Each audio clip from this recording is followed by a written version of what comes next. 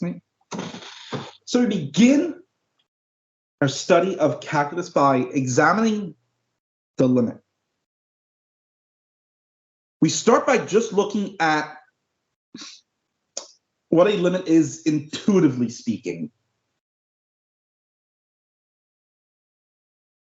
At the very end of the unit, I will give a formal definition for a limit.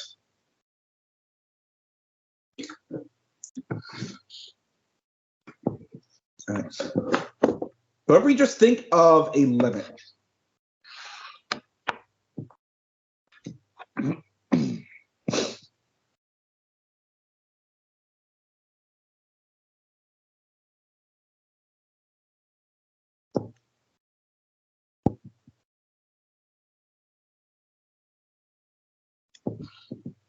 right? Think of a limit as behavior.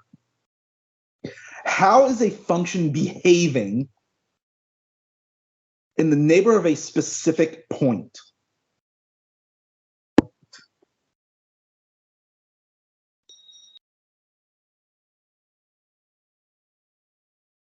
So let's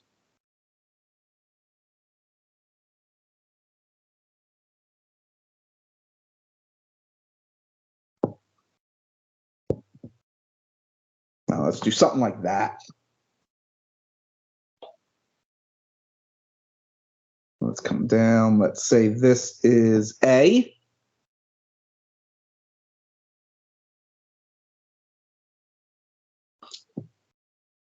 And we'll call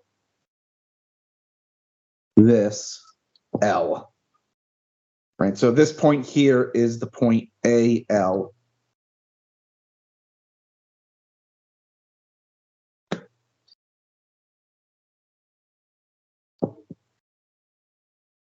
So when we say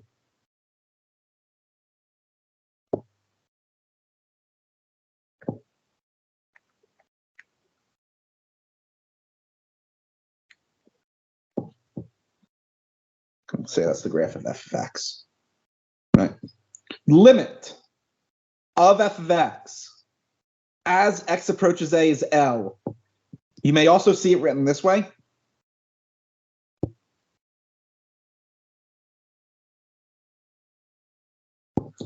F of x approaches L as x approaches a.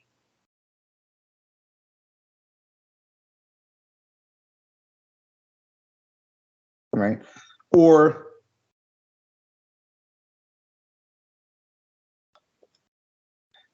as x approaches a, f of x approaches L. They all say the exact same thing. What we're really doing is saying, okay, well, how is f of x behaving in the neighborhood of x equals a?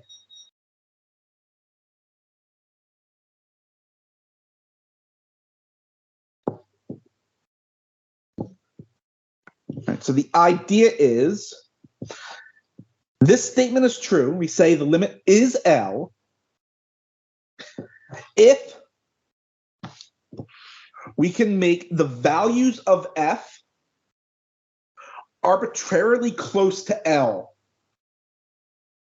Right, so in other words, we kind of draw a band.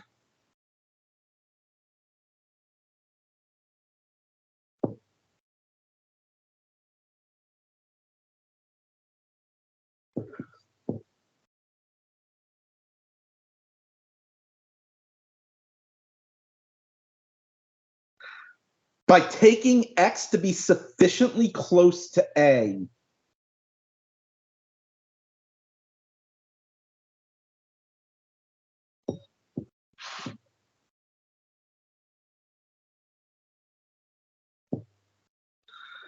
let's do blue.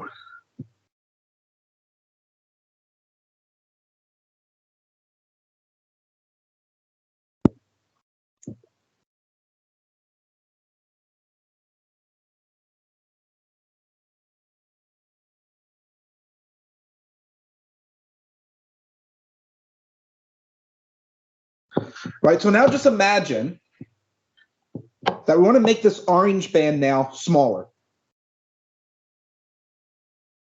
We can do that, notice, by shrinking The blue band.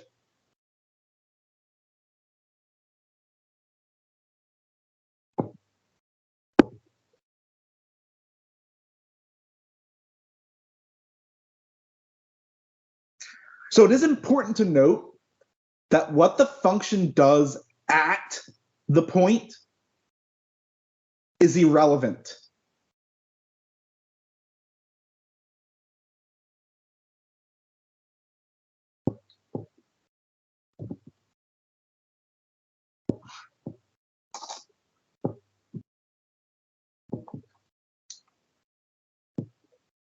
Right. So if I can actually probably just do it on this screen here. Let me try. Oh,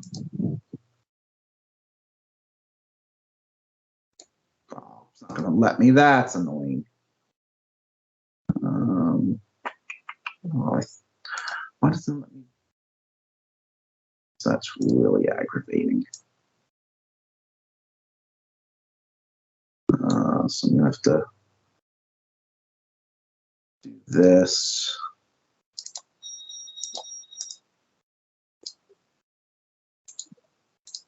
Then what I can do is get rid of you. You, get rid of you, get rid of you, get rid of you, get rid of you.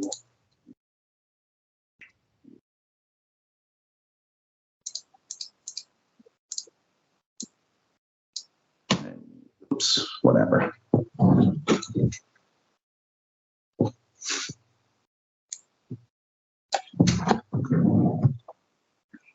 And get rid of.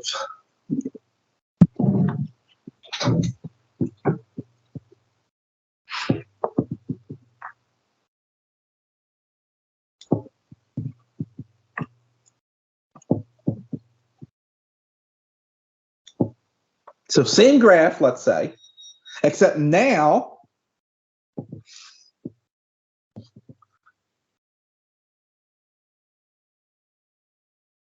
there's a hole there.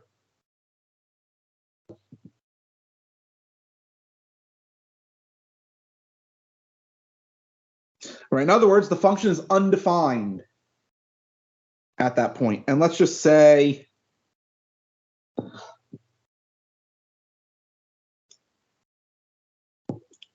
it's right there.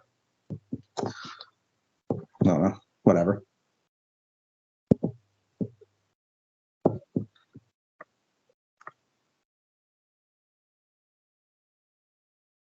The limit is still L.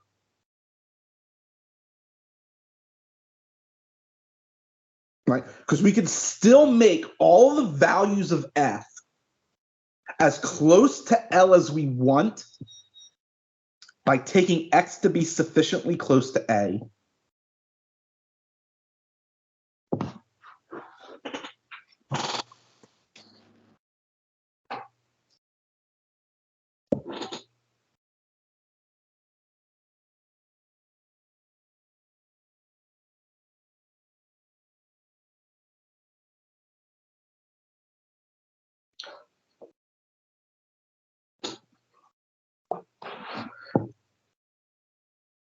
Okay. But now let's look at a different type of function.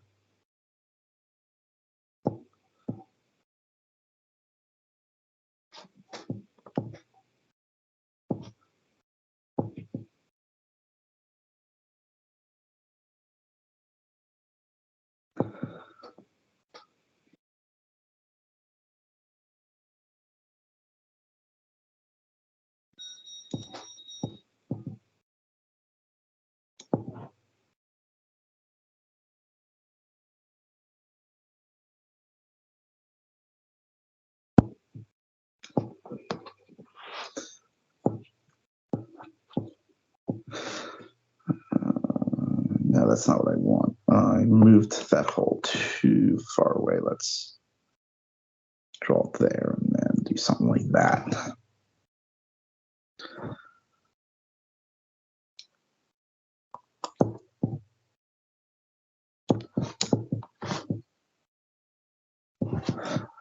Let's call this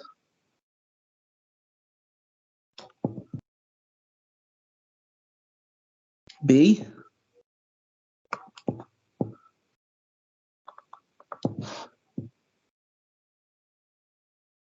Let's call that C.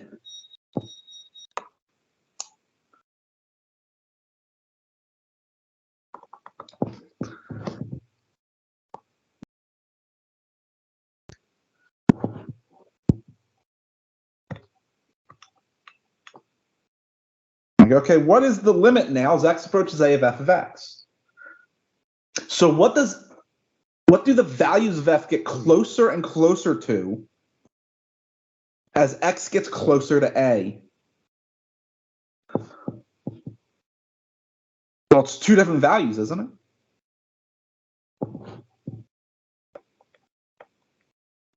The limit does not exist.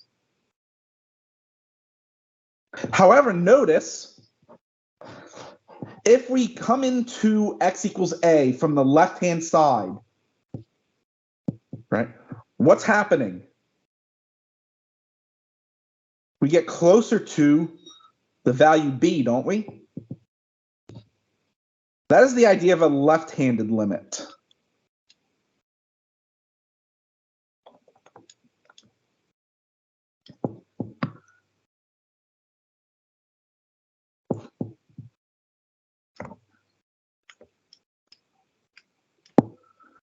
Well, if there's a left-handed limit, we also have a right-handed limit. Right? In this case, if we approach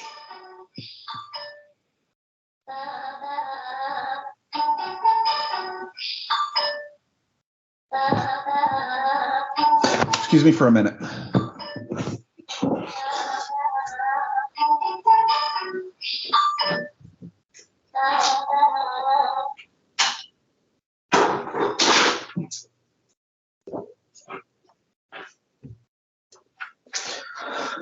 Sorry about that.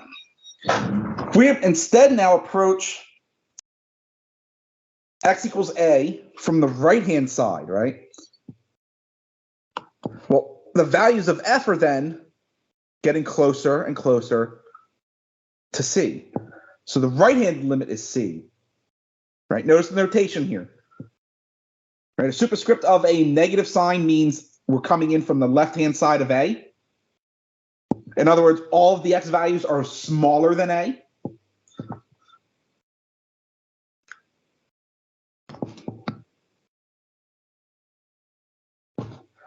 Superscript of plus means we're coming in from the right. In other words, all the values of x are larger than a. We're approaching two different values here. That's why the limit does not exist.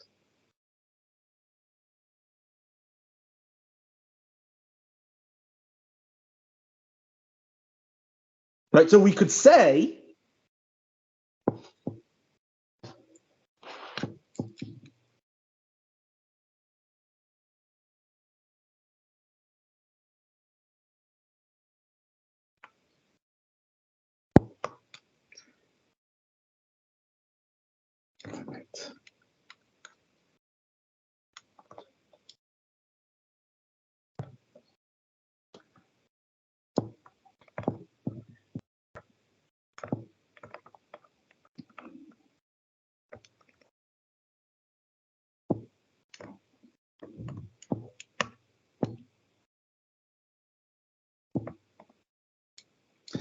right, that the limit exists and is equal to L, let's say, if and only if the two one-sided limits both exist and equal that same value L.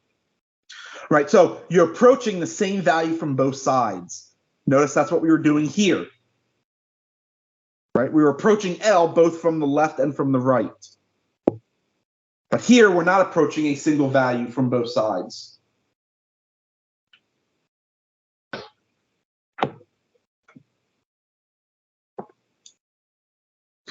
And then we have infinite limits.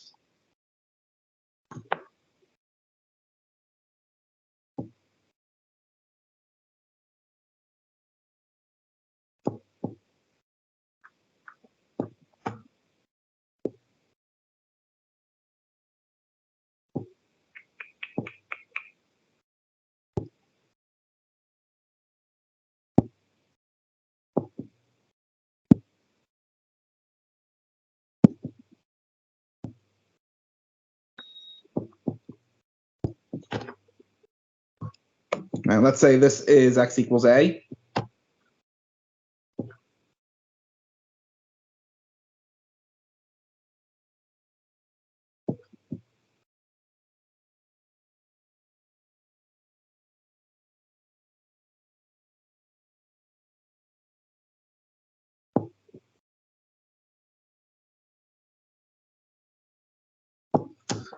Let's say it's going to do something like that. I don't know.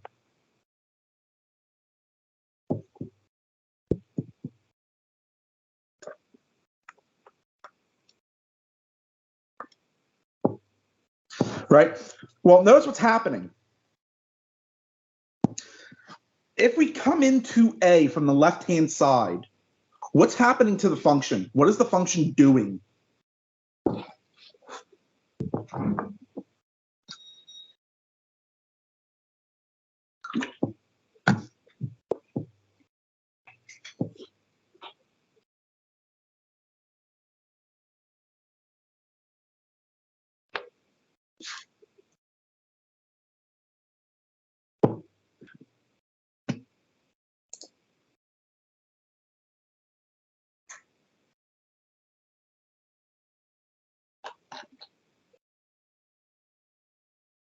Hmm?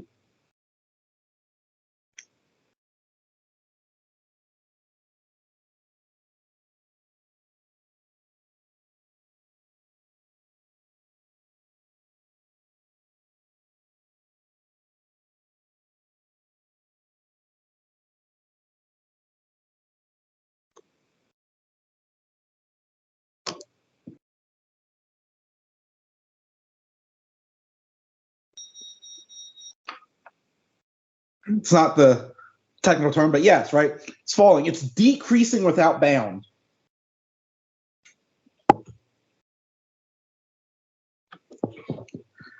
So we say that that left-handed limit is negative infinity. What this means, right?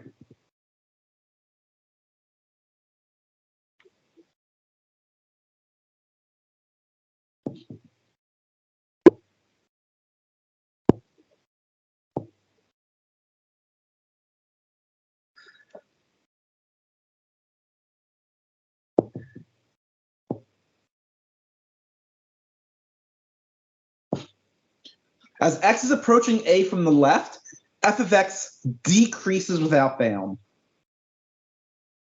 Keep in mind that infinity itself is not a number. Saying something equals infinity does not make sense. Right? It's just a concept. When we write this, right, so when we write the limit equals negative infinity, this is what we mean. We just mean that it's decreasing without bound.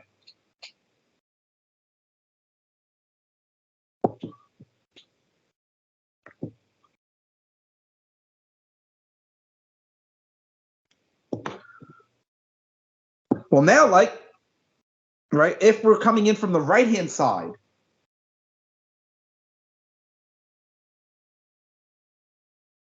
fx keeps increasing, right? It's increasing without bound. Right, so we say it equals infinity. And through the power of technology, copy, paste,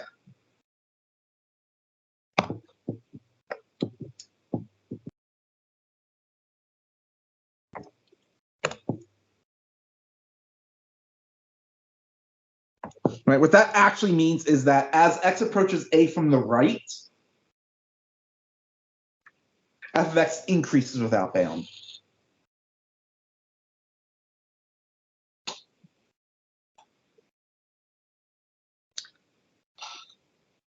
In pre-calculus, what was this line called?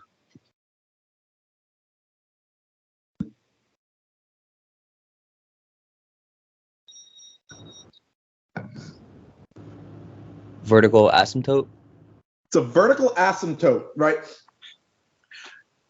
You weren't given a formal definition of asymptotes in pre-calculus because they involve limits. Now we can formally define what we mean by a vertical asymptote.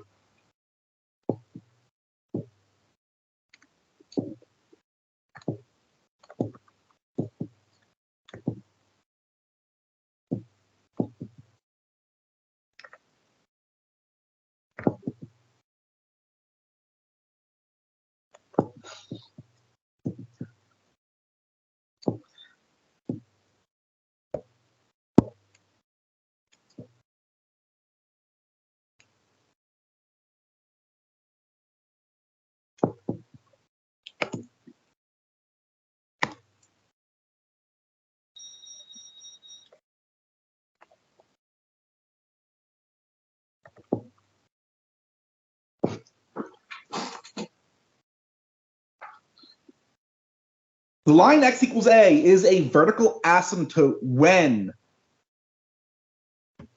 at least one of the one-sided limits is infinite.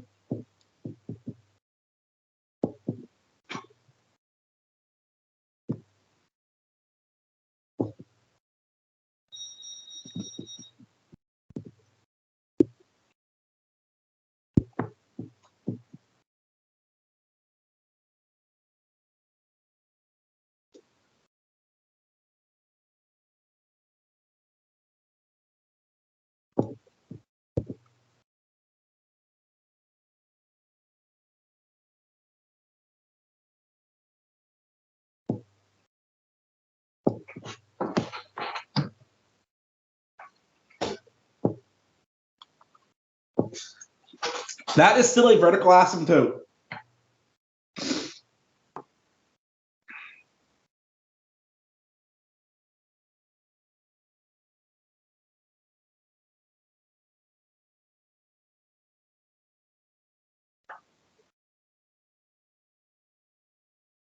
Okay. Now you should remember from pre-calc as well, right? We discussed the idea of end behavior of a graph.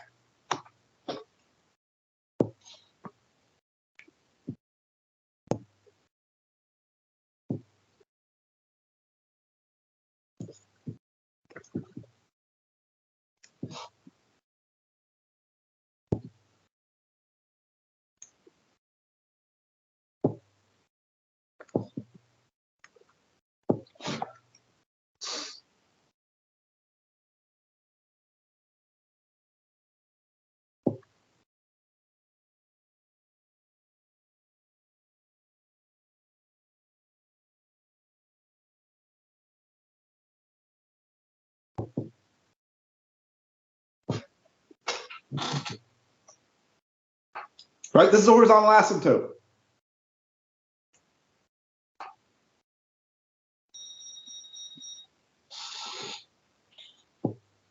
Because notice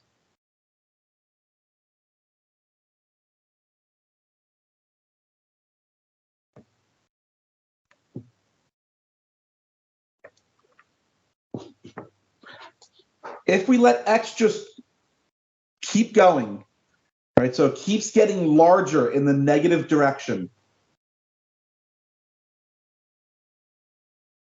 The graph levels out to L.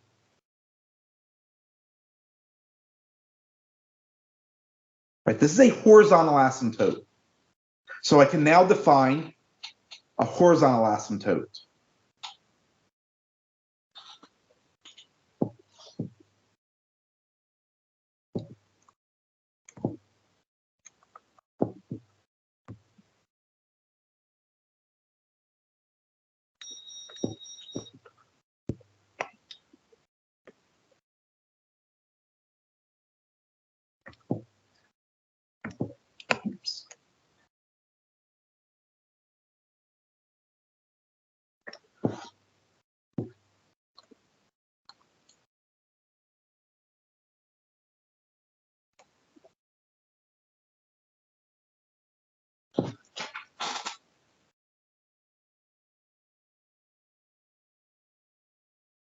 Right, so y equals L is a horizontal asymptote if the limit as x approaches positive infinity is L or negative infinity is L.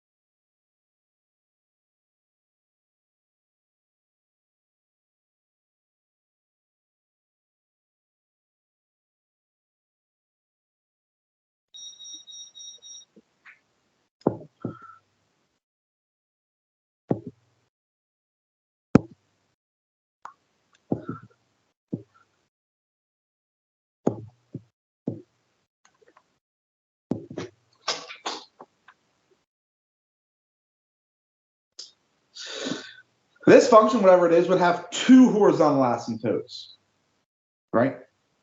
Y equals L1 and y equals L2.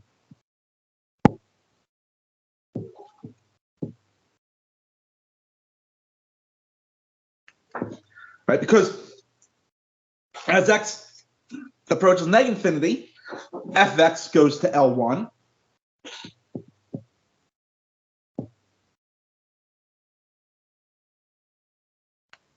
Right?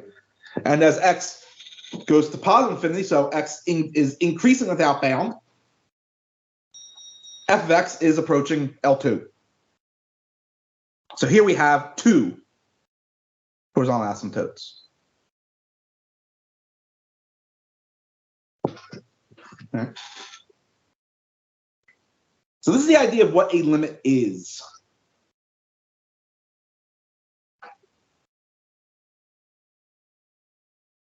There are several ways of evaluating limits. We're going to look at two techniques of approximating a limit this evening. The first is graphically, which is kind of what we've been doing here. And the second is numerically, using a table of values. So what we will do is let's do this. Let's go ahead and take a break until 7:50. When we come back at 7:50, we will go ahead and look at those problems. So I will see you all again at 7:50.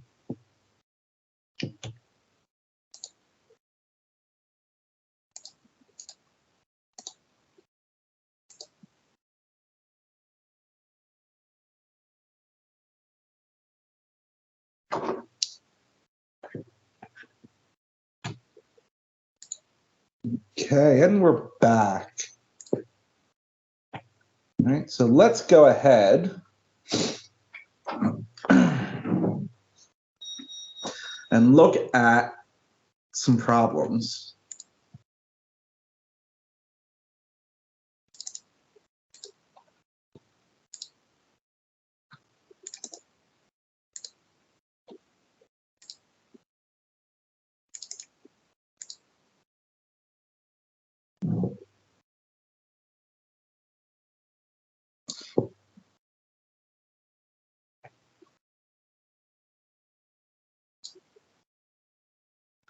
Okay, so what we're going to do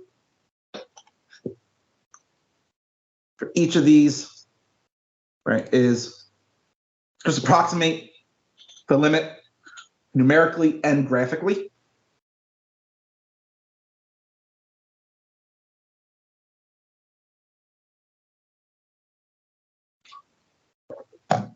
All right.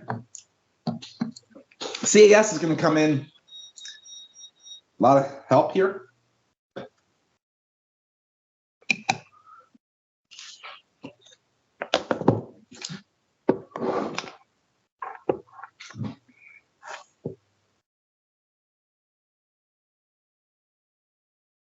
So what I'm going to do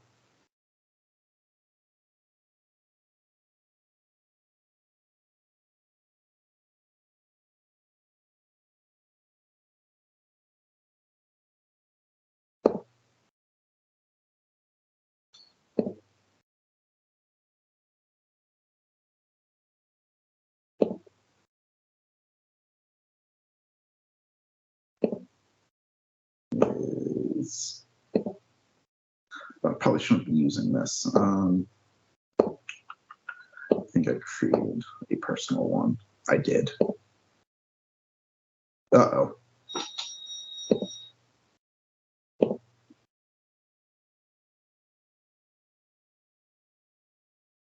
Could have sworn I created one.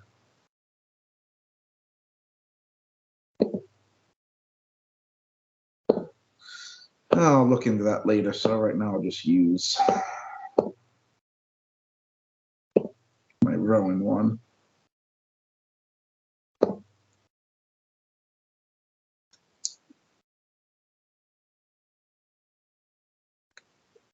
Oh, yes, of course.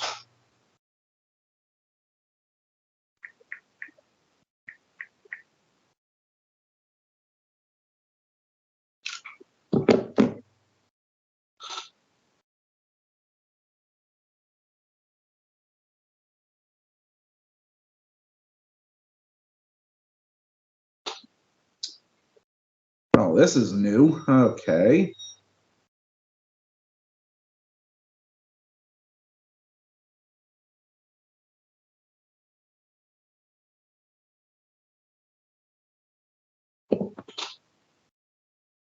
We'll just come here and you can go away.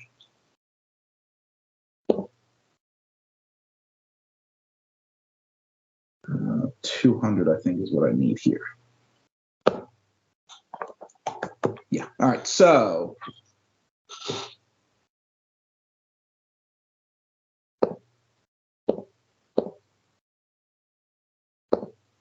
$300 is what I want. I'm going to use the plot command. Right? And what we need to plot is a piecewise function. Right?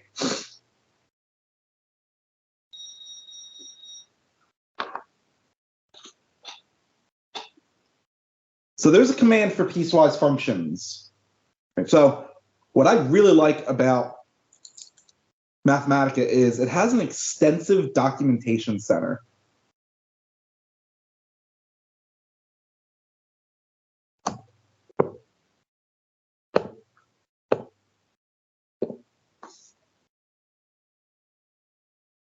Right? So I happen to have it saved, but what you can do is to hit help documentation. You'll see this here, and there is an option here to bring it into a different tab, which is just what I did, right? I believe the command is piecewise. So I type in piecewise and build in symbol, piecewise, click on that. And it's going to tell me how I can use it, give me some advanced details. And then I have a bunch of examples. Right, basic, and then scope, applications, properties, blah, blah, blah, blah, blah. This is the one I'm really interested in. Okay, so I'm going to plot this function. It's a piecewise function. Right. X plus 2 for x less than or equal to 2.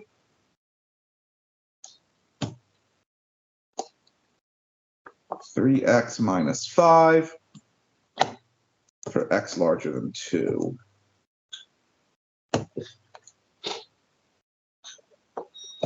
Now I need to give a domain.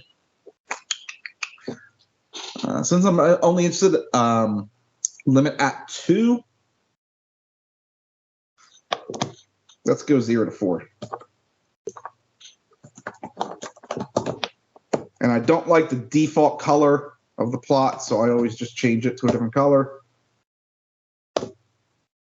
Hit Shift Enter. It's now, I think it's because I need to put extra braces around this, I bet. Yep, okay, there it is.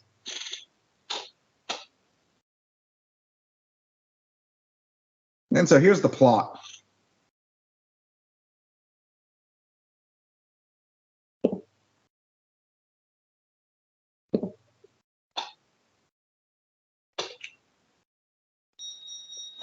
So I'm just going to go ahead and copy this.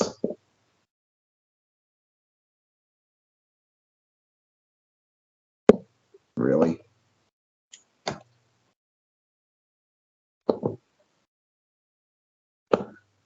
And hopefully it allows me to paste it. Not like that. As a picture? No, oh. Bloody hell. Copy as an image.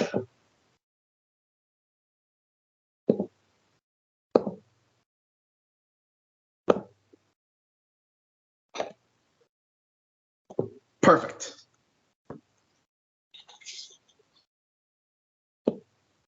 So we're looking at it graphically first.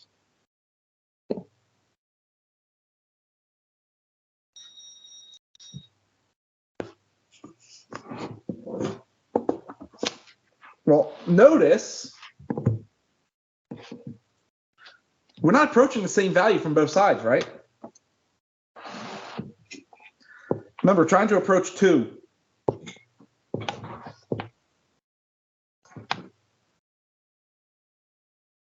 If we look at this,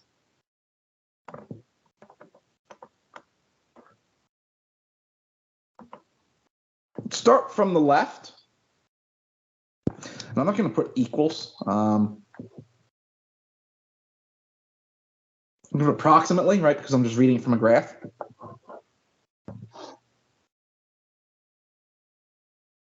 It looks as though it's approaching 4 from the left.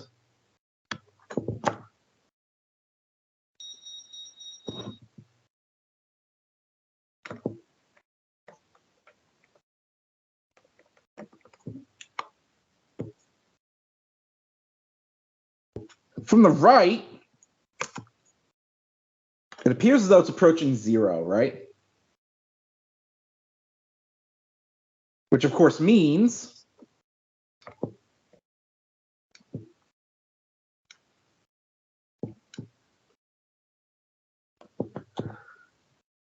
the limit does not exist.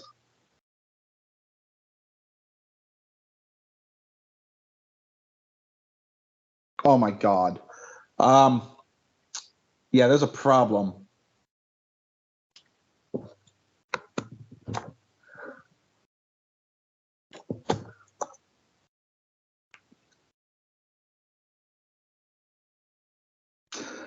Right, yes. The y-axis is actually starting at 1, not 0.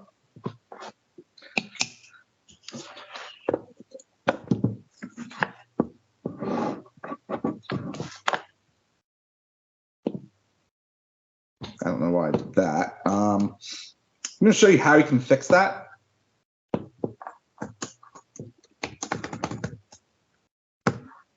If I just type in the axis origin as 0, 0, it should fix it. There it is. Yep.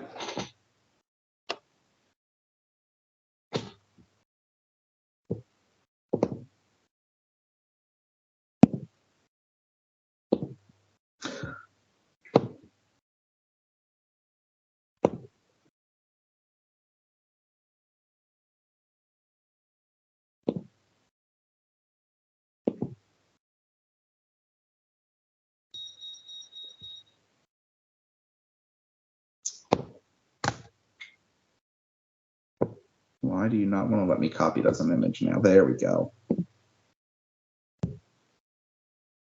So what I'm going to do is I'm just going to correct that.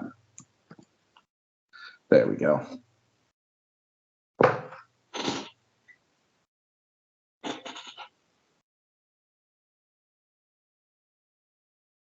Right?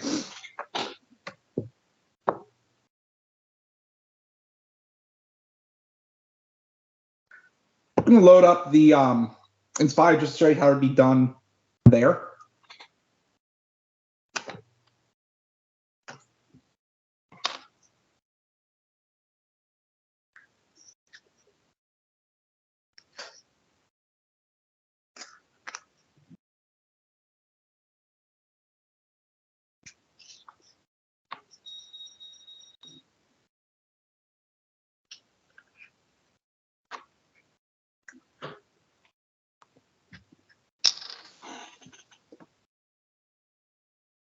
When you first turn it on, right, it's going to come to our home screen like this.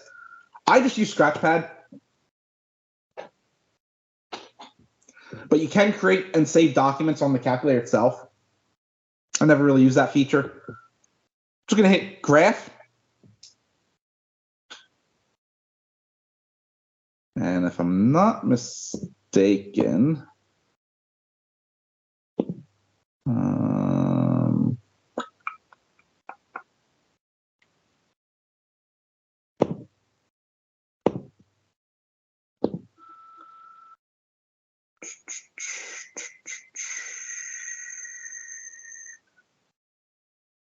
it's definitely function.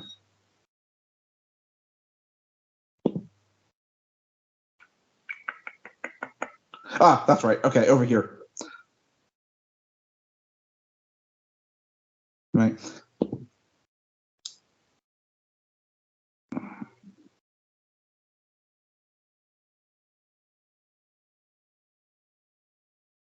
So on the left-hand side of the screen, let me see if I can make it bigger.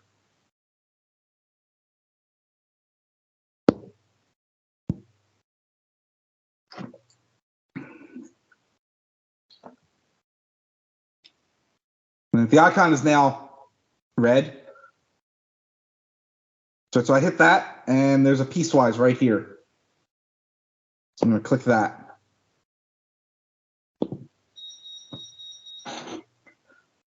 Right now, I just typed in the function, right? So it was what? It was x plus 2, tab, x less than or equal to. So if I hit Control and then this equal sign, it'll bring up all of the relations for me. So we want less than or equal to 2, right? And then tab 3x minus 5.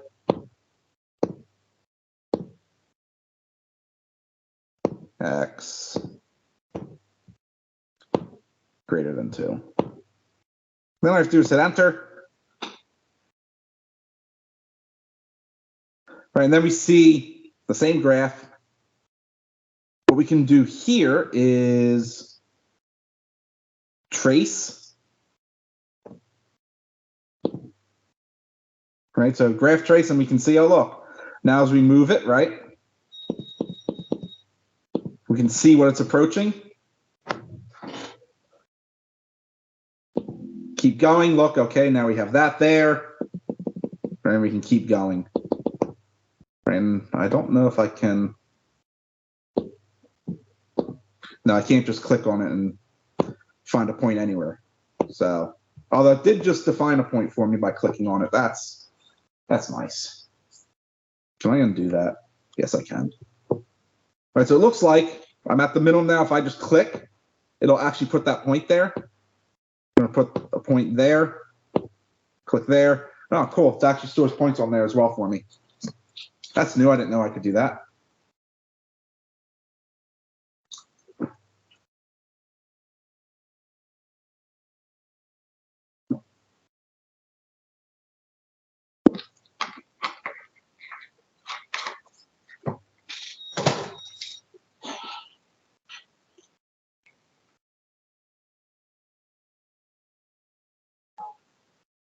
Okay.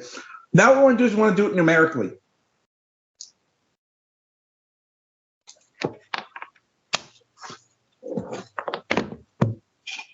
So we want to create a table of values.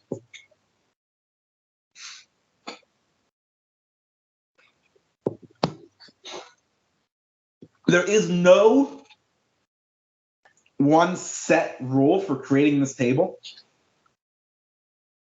Right, aside from you want to approach 2, right? So you want values less than 2, but close to it, and values larger than 2 and close to it, and see how they compare. So here's typically what I do. I create 2 rows, one for x, one for f of x.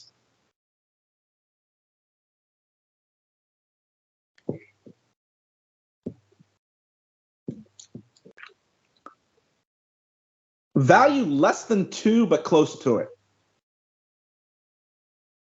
I just take what I'm approaching and subtract 0.1.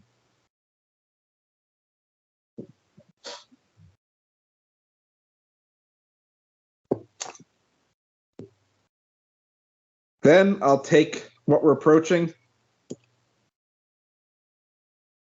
and subtract 0.01.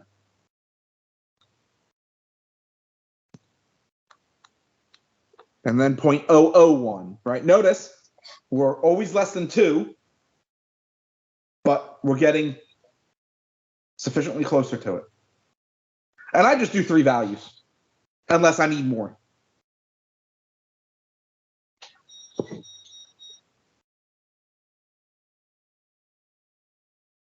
Right. Now let's go ahead and evaluate f at each of those values, right?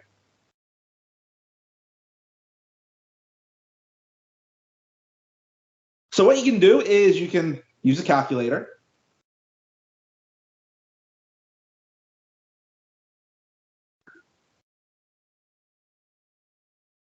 Or you can use a CAS like Wolfram to create the table for you. This one actually isn't too bad, right? Because it's x plus 2.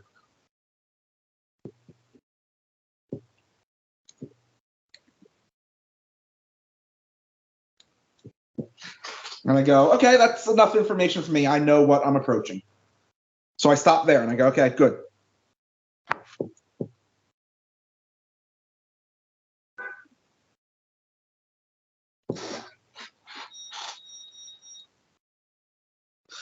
But now I want to do the same thing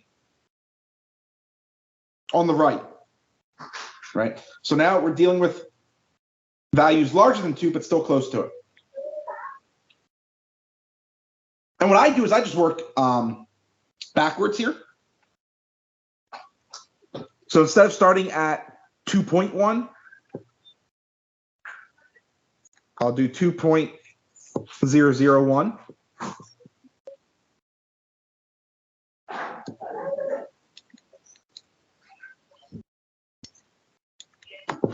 Right, then 2.01 and 2.1.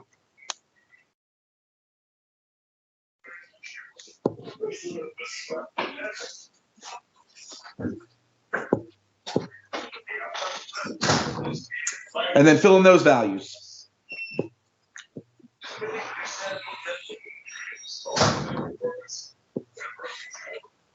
Right. It's going to be 3 times the value minus 5. So what, 6.3 minus 5?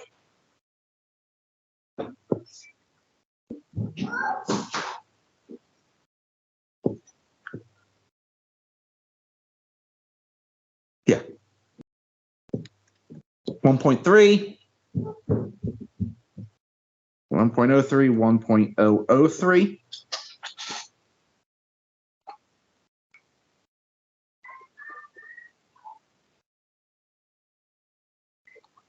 If you want, you can leave a gap between 1.999 and 2.001. Again, through the power of technology.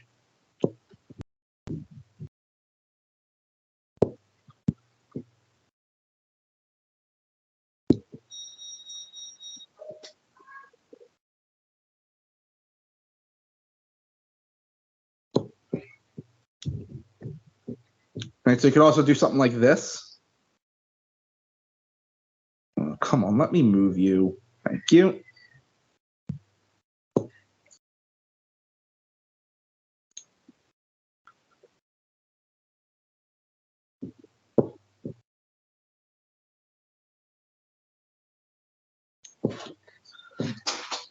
It doesn't matter.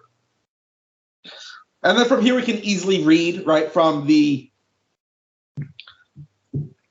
left we're approaching 4, from the right it appears we're approaching 1. Clearly we're approaching different values, and so the limit does not exist.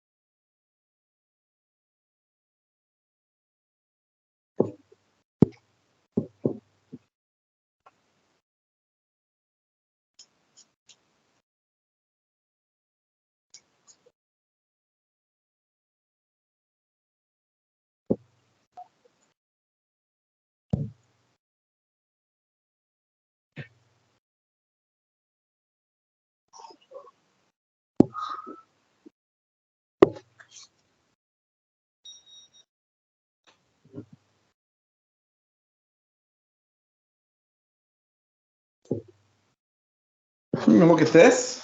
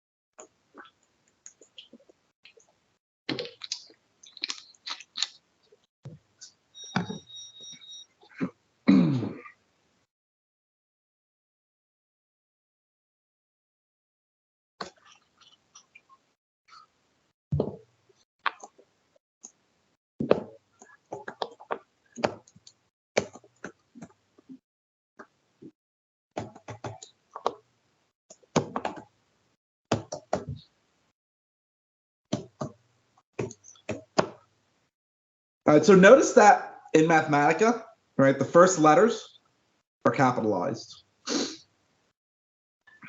Look what happens if I keep the C in cosine as a lower cap. Notice it's blue. Right, so what it's doing is it's reading COS as a single variable.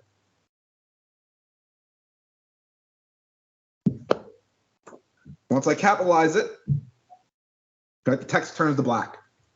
This is now a recognized Mathematica command.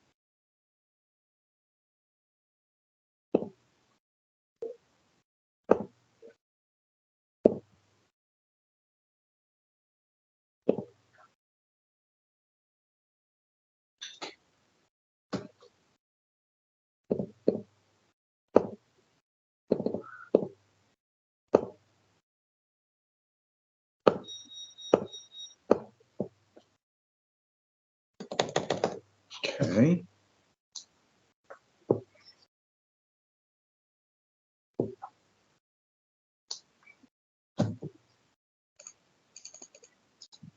what's going on. Something weird's going on. Let me just close out and restart it. There we go.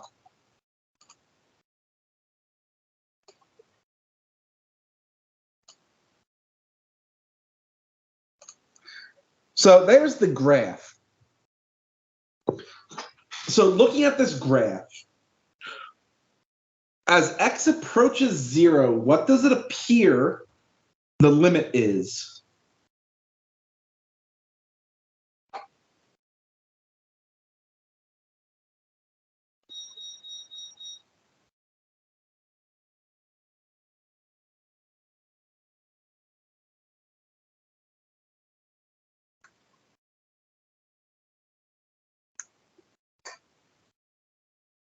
One. Right? Appears to be 1, doesn't it? Let's go ahead and verify this with the table. So in this case, I'm going to go ahead and just, once again, use Mathematica to create the table for me. I'm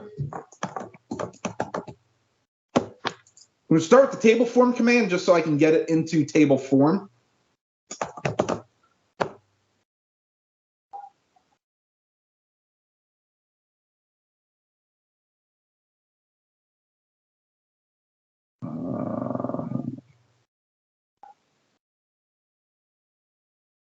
What I'm going to need to do is actually first define f of x. Just don't have to keep typing this bloody thing in over and over and over again.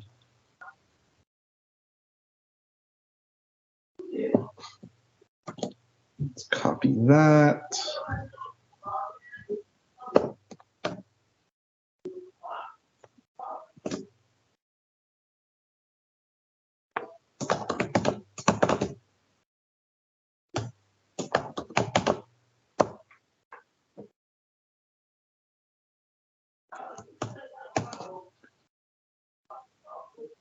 So I'm going to go ahead and list out the values I'm going to be using. All right, so I want my first row to be negative 0.1, negative 0.01, negative 0.001, and 0.001. Or actually, let's do a empty spot.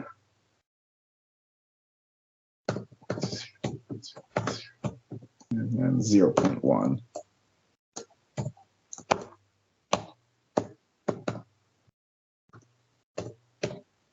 My next row is going to be all of these.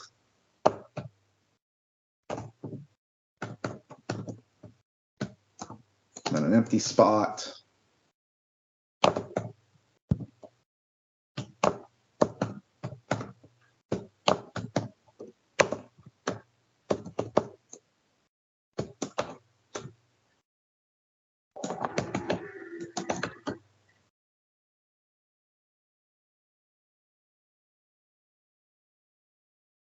Oh, wait, actually, I don't think I need this table here.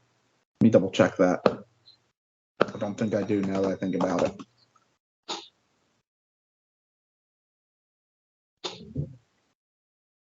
I do not. Perfect. So let's get rid of that. Table headings. And I think it is column row. So none, and then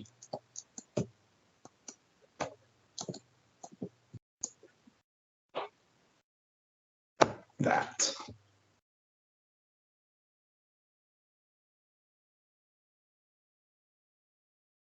Right.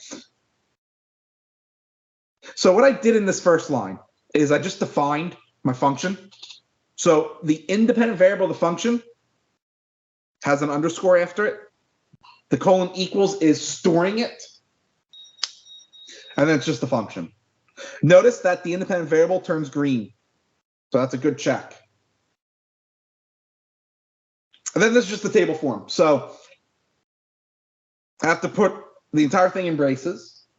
and then braces for each row. And then I just list out what I want in each row, in each column of the rows. Headings is just going to make it look more like a table by giving it headings. This should. No, of course not.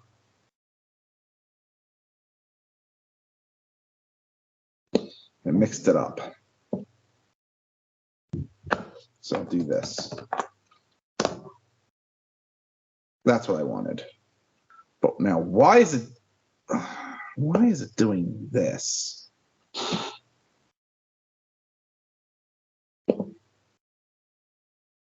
Oh, I think I know why.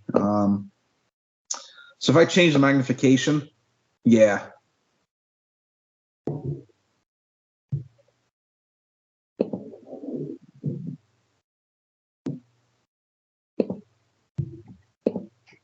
Copy it as an image.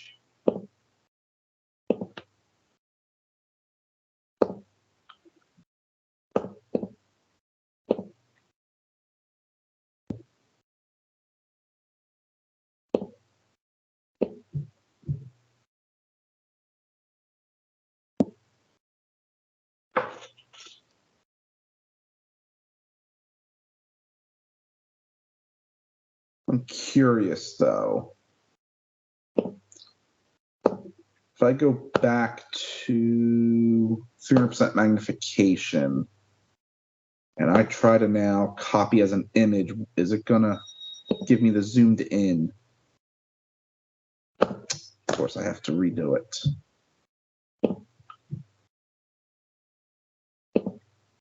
It will not. Okay, perfect. So I could have just left it. That's good to know.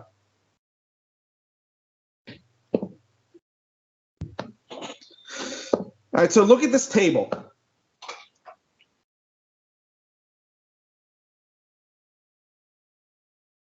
Does it appear that the function is approaching the same value from both sides?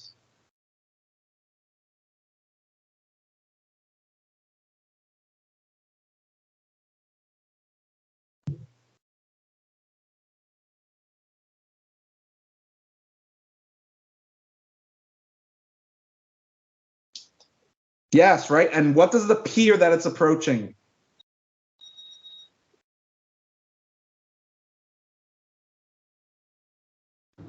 One. It appears to be approaching 1. So this kind of verifies what we saw in the graph.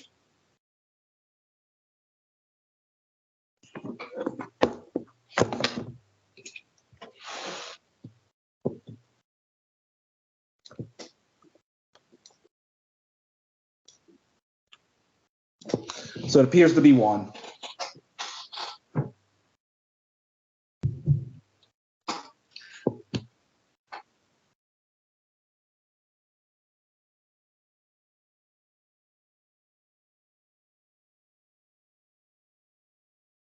Okay. So it looks like got one more where we have to graph it ourselves.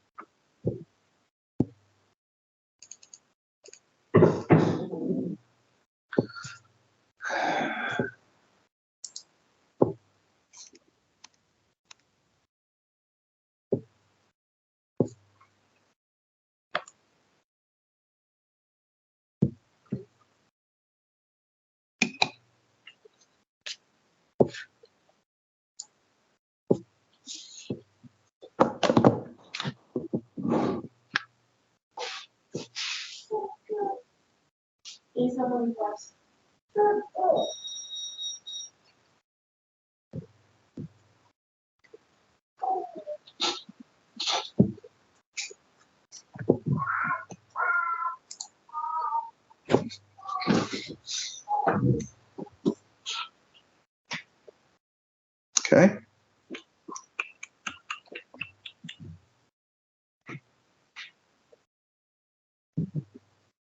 So I think this time what I'm going to do is I'm going to go ahead and define the function first. Oops.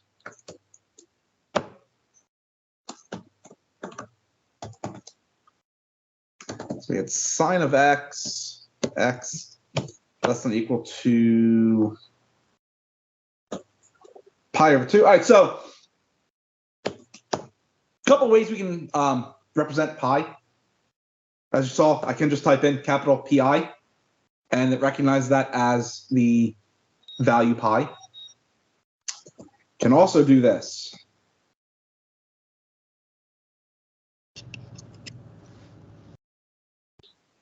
/ open bracket pi close bracket.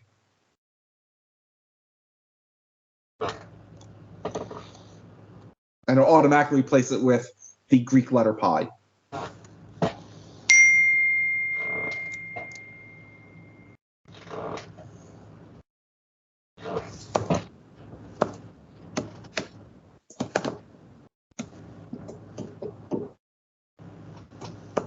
I'm going to do both.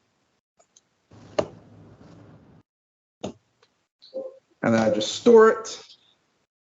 And now we're good to go. So let's go ahead and plot f of x. And I think we're approaching pi over 2 this time. So let's go 0 to pi.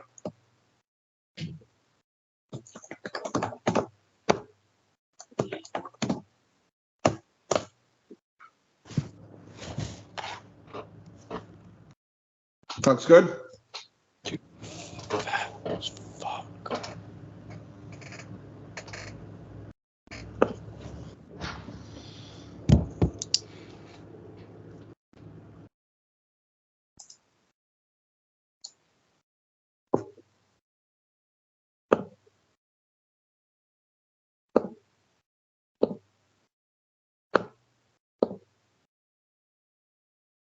All right, so we're going to get that in there.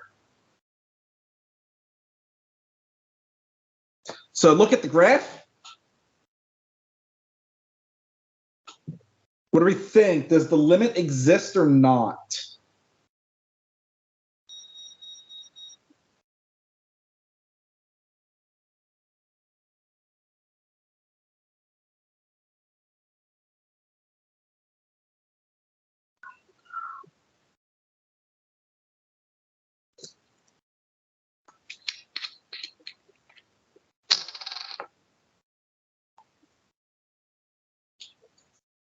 Looks close to 1.6, a little less.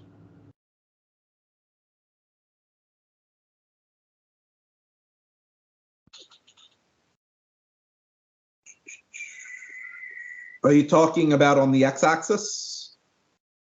Yes. Yeah, so that's what we're approaching, right? That's what x is approaching, which is pi over 2. So yeah, that is this point here.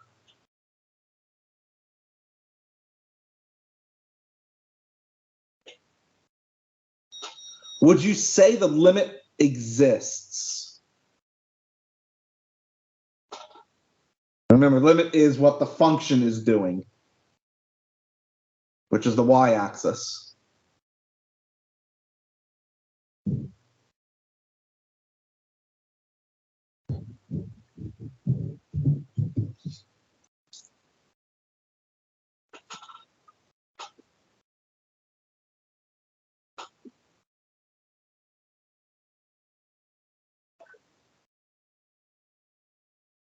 Okay, remember, limit exists if and only if the two one-sided limits are the same.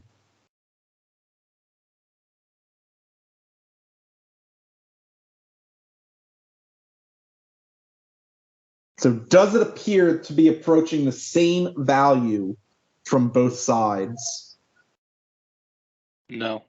No, it doesn't. So it appears the limit does not exist. Right? We can confirm this with the table. I don't want to say confirm. We can verify this with the table.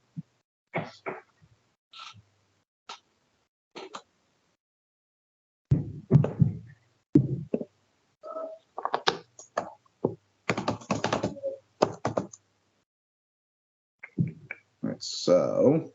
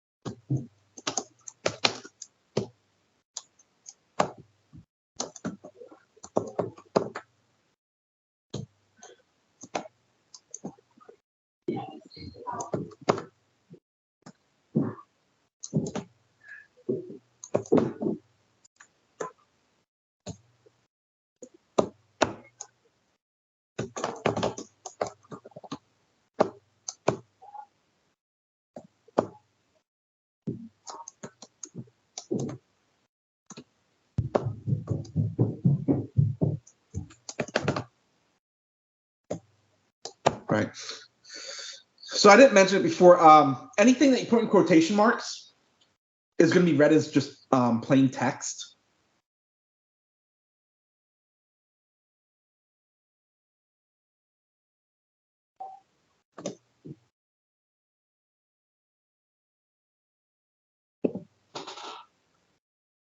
Let's copy this as an image.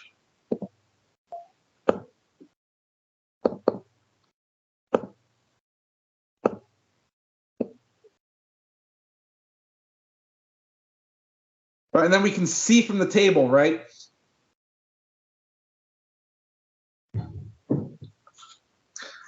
That it is not approaching the same value from either side. It appears to be approaching 1 from the left, right? And it appears to be approaching 0 from the right.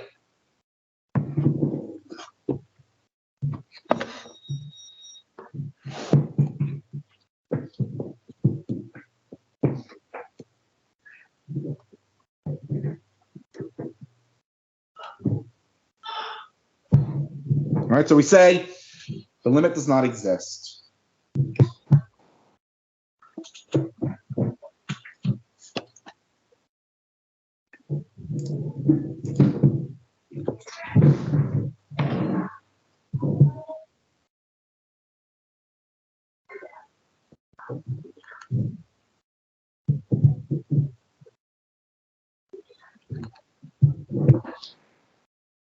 Yeah, that should be fine.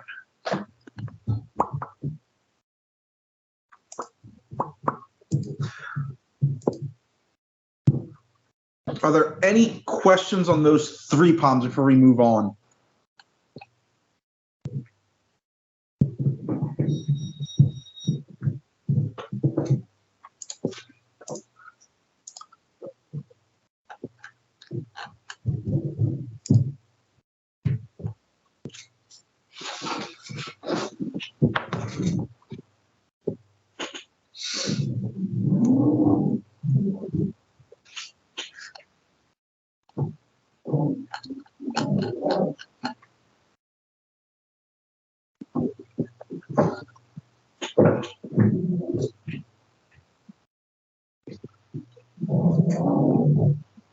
Okay.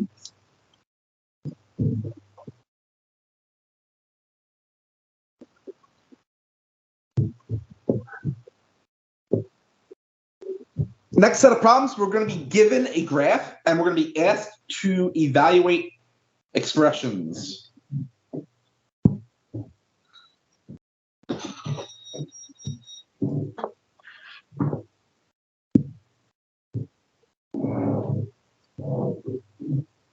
And I'm just going to write equals. There's 1 from the left.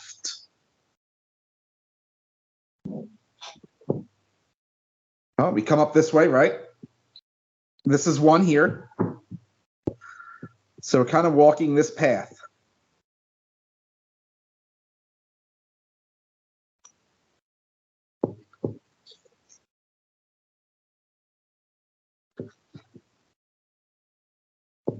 Appears to be approaching 2.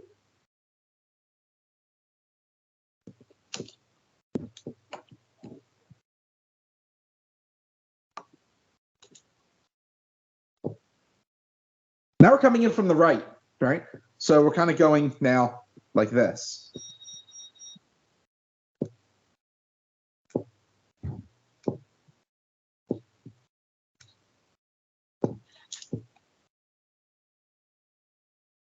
Right? And once again, look, we're approaching 2.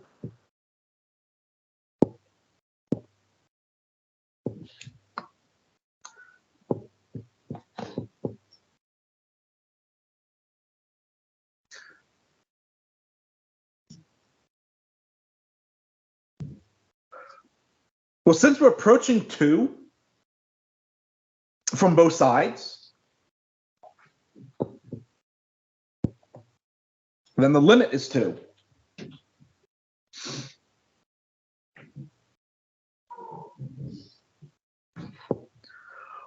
But what is f of 1?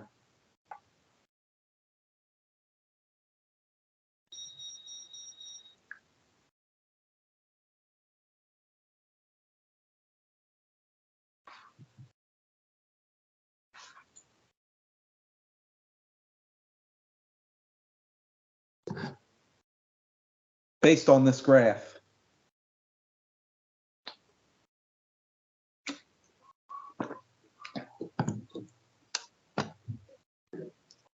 It's 1.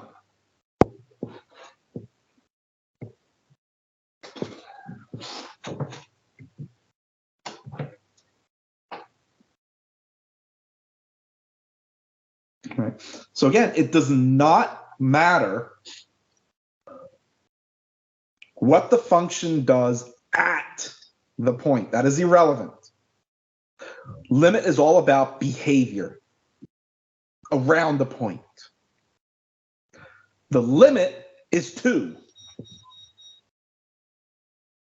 But the value of the function is 1.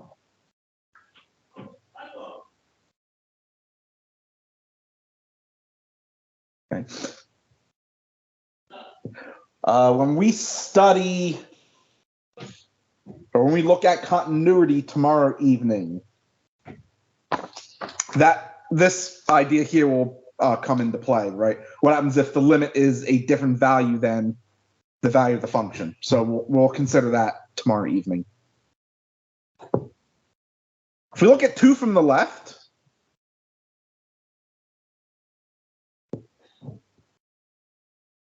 appears to be approaching 0, right?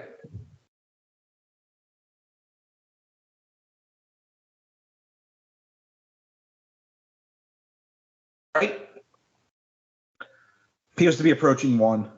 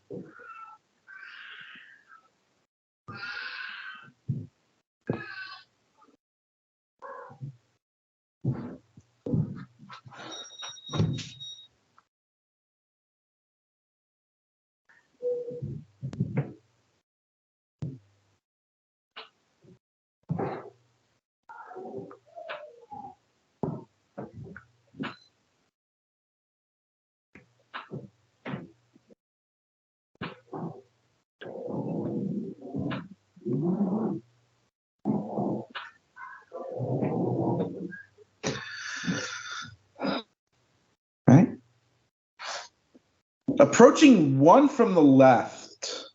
What's the limit? Right, so what is the function doing as you come into 1 from the left?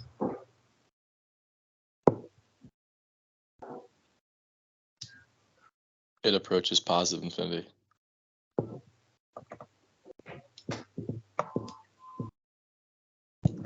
Right? Function's increasing without bounds, so the limit's infinite. What about from the right?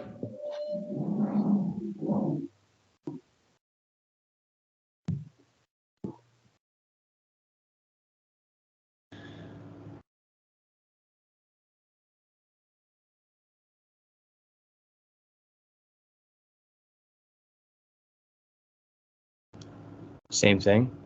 It's also increasing without bound, right?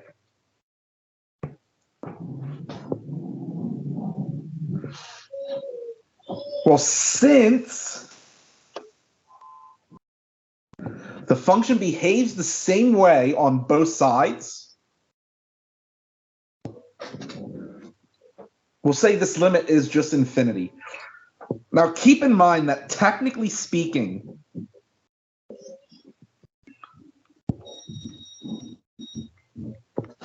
these limits do not exist. Right? Infinite limit means does not exist.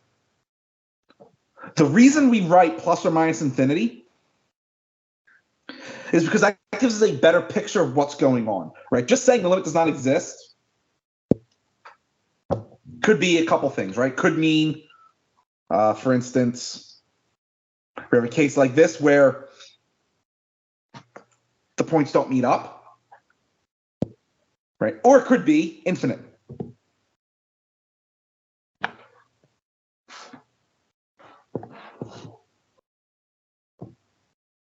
Now, f of 1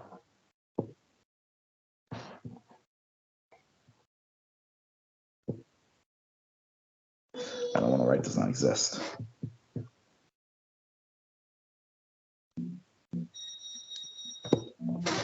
F of 1's undefined, right? Because 1's a vertical asymptote.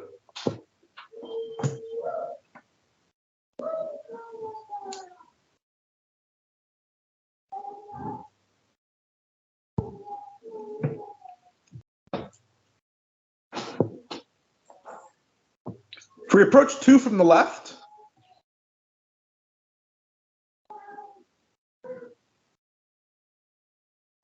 it seems to be approaching 0, right? Approach 0 from the right also appears to be approaching 0.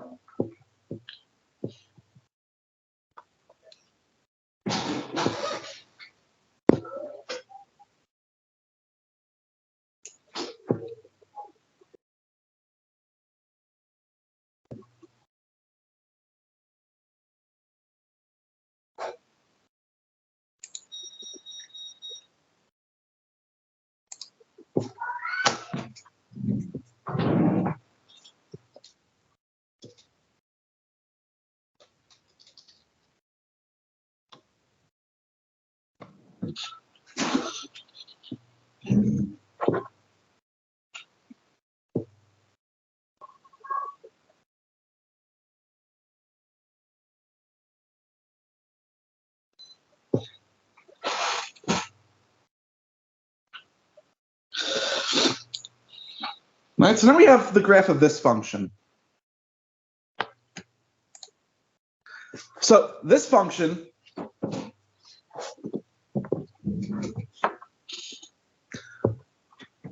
called the greatest integer function.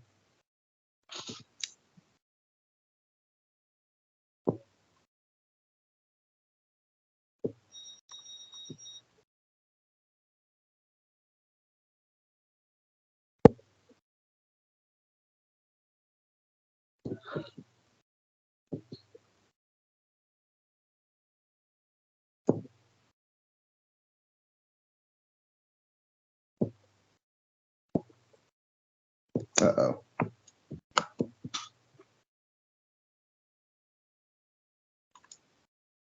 It's also referred to as the floor function.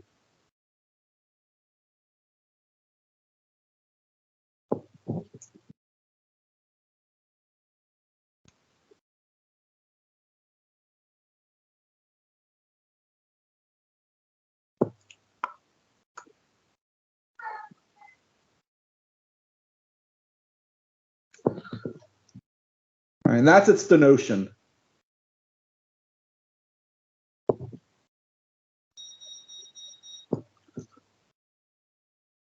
It is defined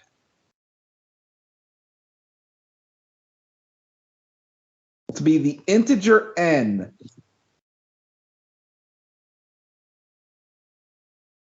such that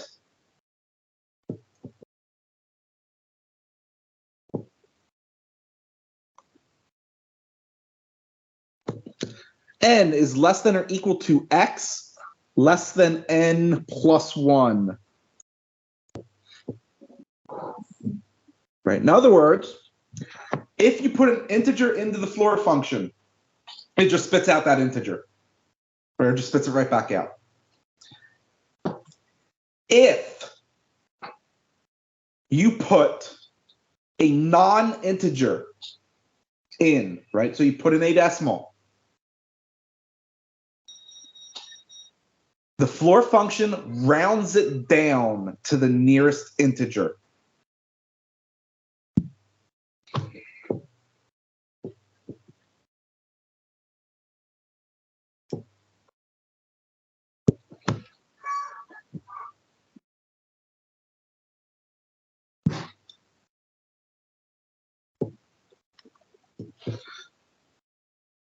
So the floor of 3 would be 3.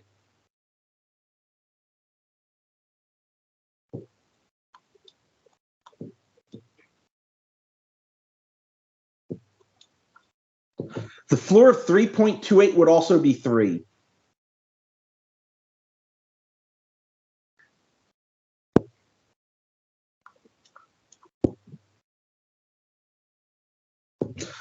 Floor of 3.9486 is also 3.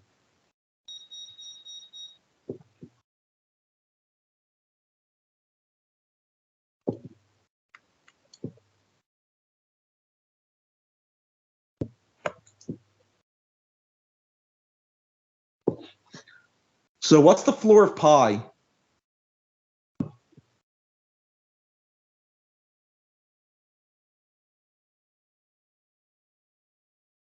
Three. It's also 3.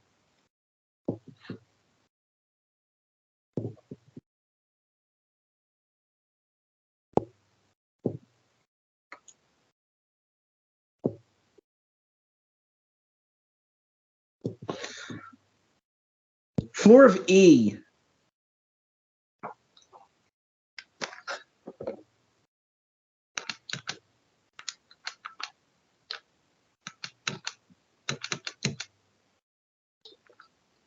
Is 2.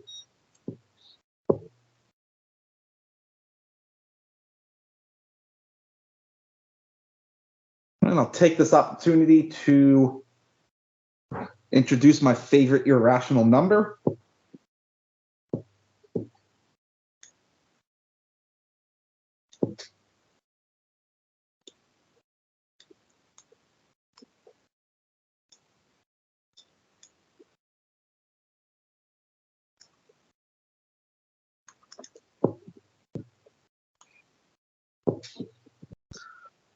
The golden ratio phi is 1 plus root 5 all over 2.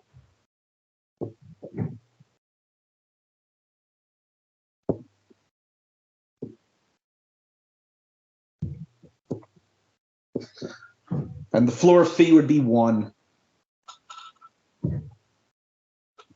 All right, so now we have an idea of how a floor function works.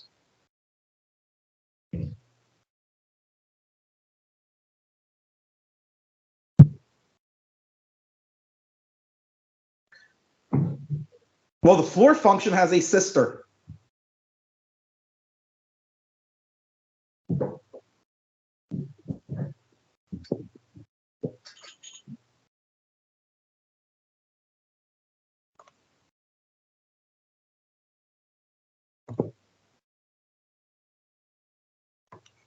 The least integer function.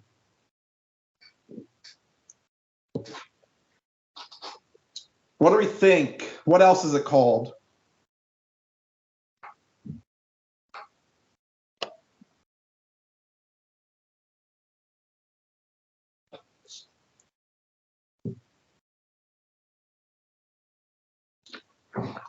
the ceiling function.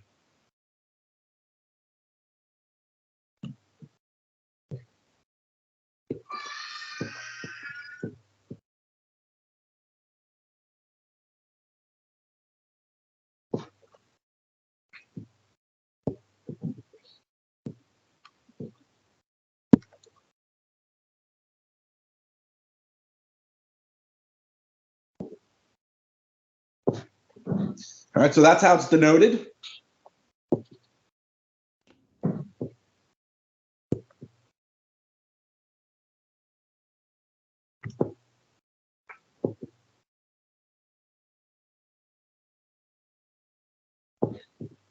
It is defined as the integer n such that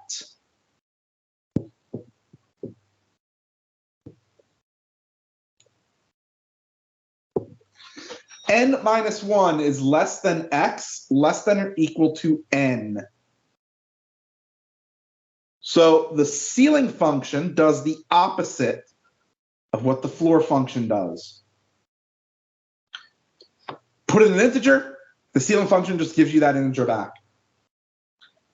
If you put in a non-integer, the ceiling function will round it up to the nearest integer.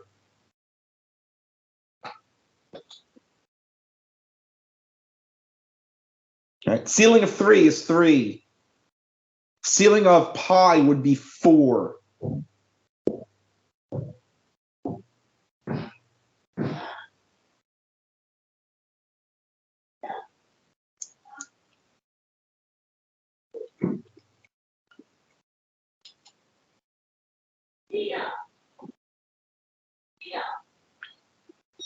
So let a be some value between -3 and 3. It's an integer.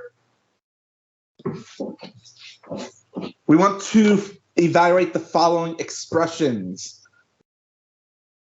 So if we look at limit as x approaches a from the left, right, where a is some arbitrary integer between -3 and +3.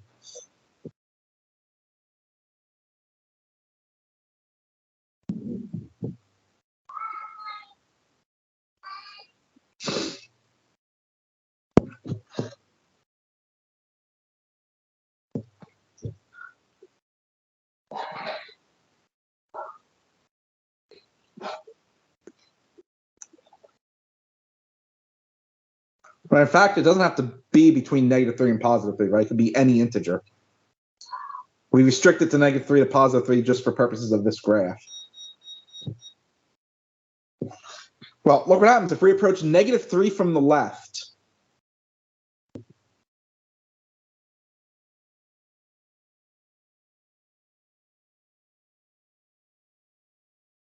The limit's what? It's -4, isn't it? So it'll round all those values down. Same thing. If we now approach -2 from the left, it's rounding down. -3.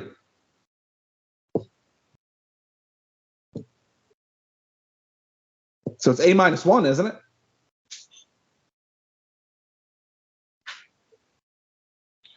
What about if we now approach a from the right?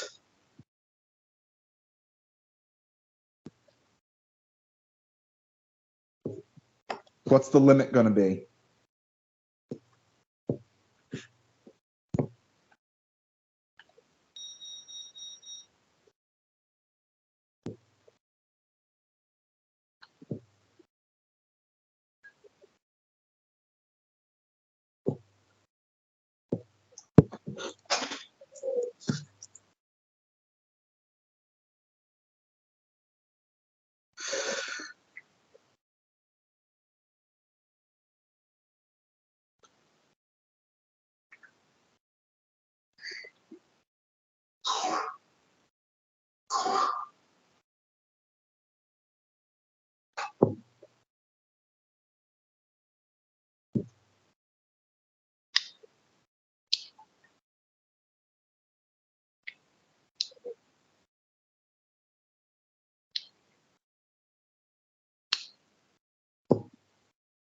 A plus 1.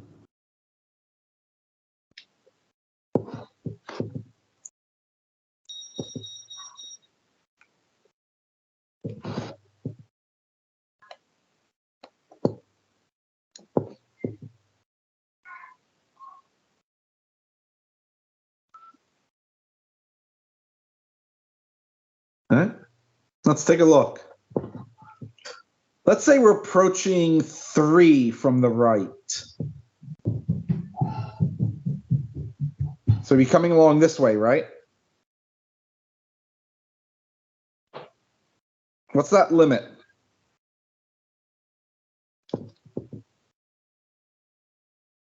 Is it 4? Which is what a plus 1 would be, right?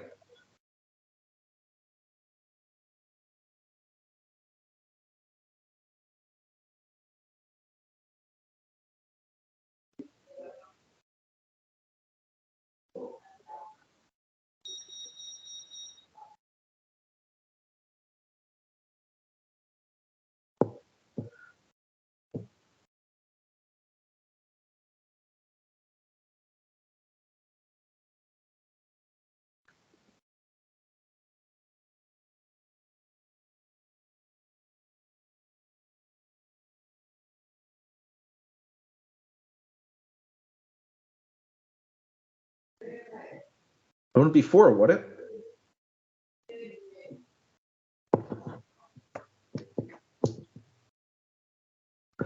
Be A, wouldn't it?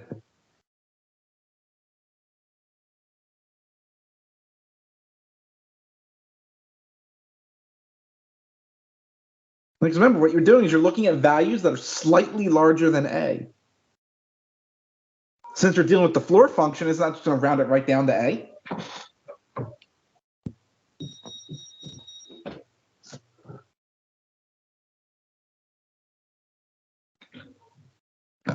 Right? So now what about the limit as x approaches A?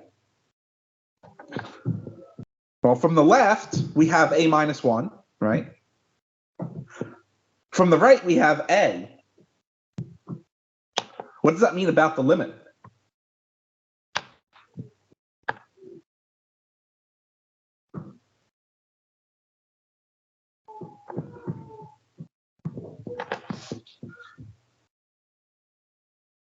Does not exist.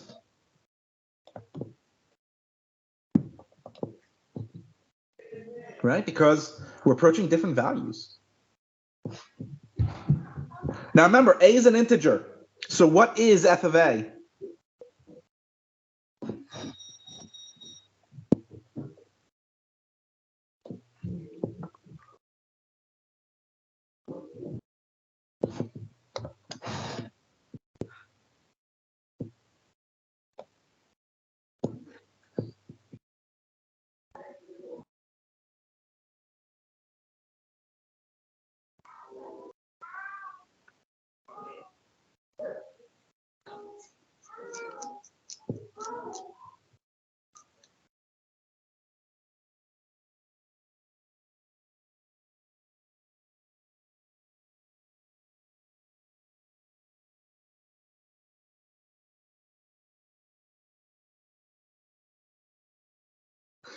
So what happens if you plug A into the floor function? You plug an integer into the floor function. What happens?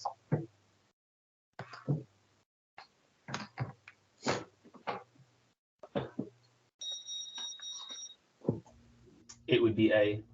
Right? Just gives you that integer back, right? So f of A is just A.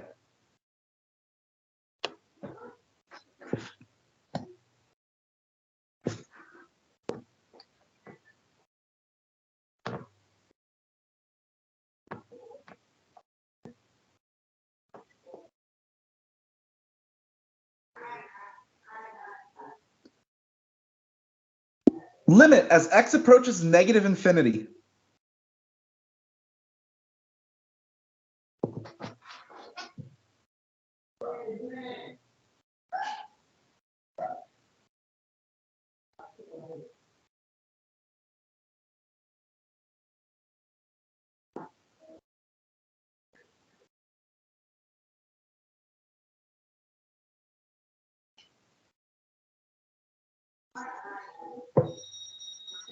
One.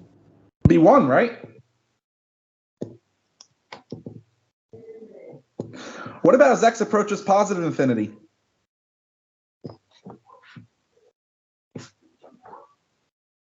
0.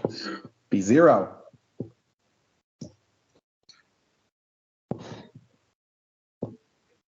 X approaches 0 from the left.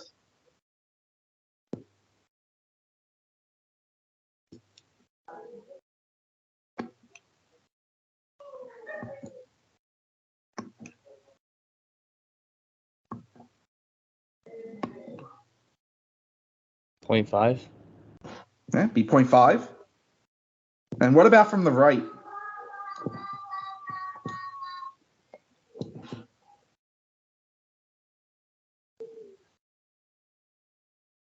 Point 5. It'd also be 0.5. Which means we can say that the limit as x approaches 0 would be 0.5, right?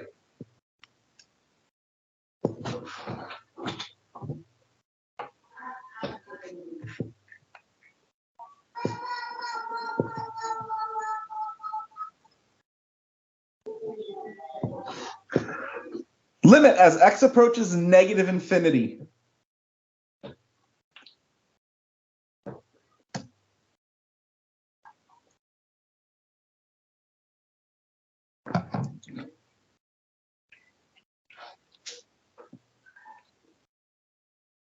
Would it be -1 is greater than or equal to x is less than or equal to 1? Well, limit has to be a Sorry, single why? value. So what does that mean?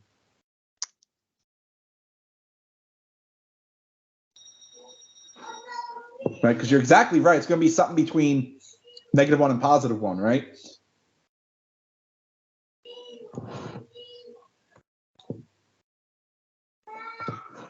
So the limit can't exist.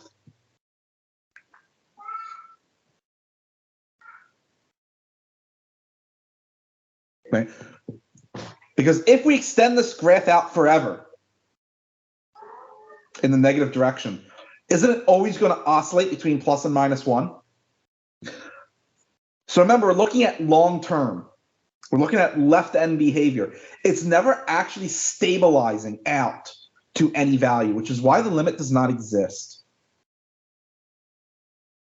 What about positive infinity?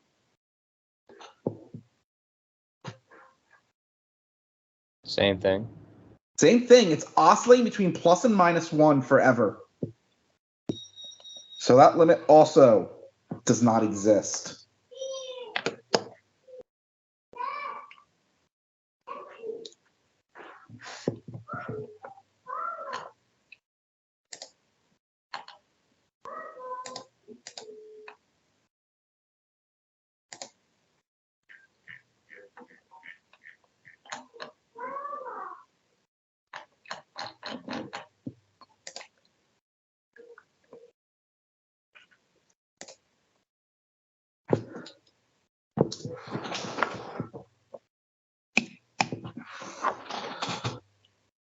Are there any questions on either what a limit is intuitively or doing a graphical or numerical evaluation?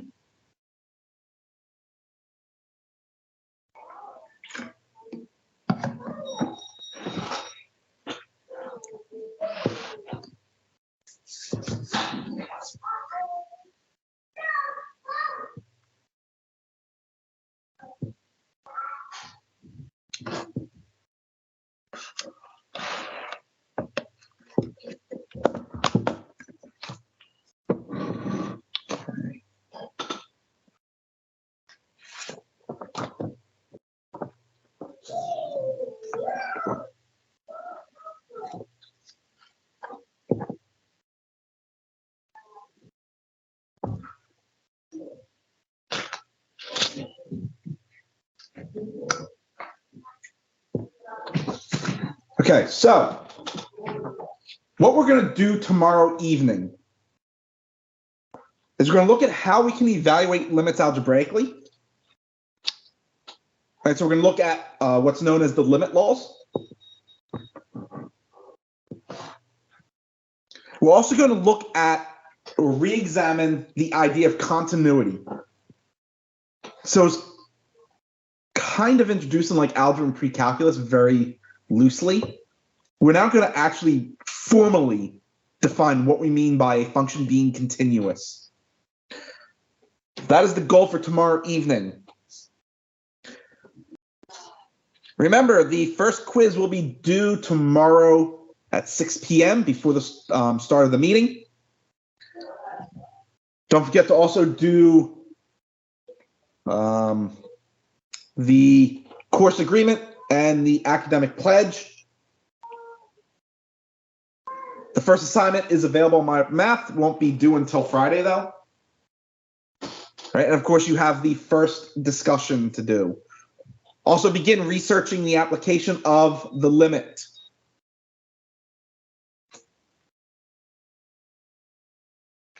Everyone have a wonderful rest of your night. See you again tomorrow evening at 6 p.m. Thank you. Thank you. Thank you.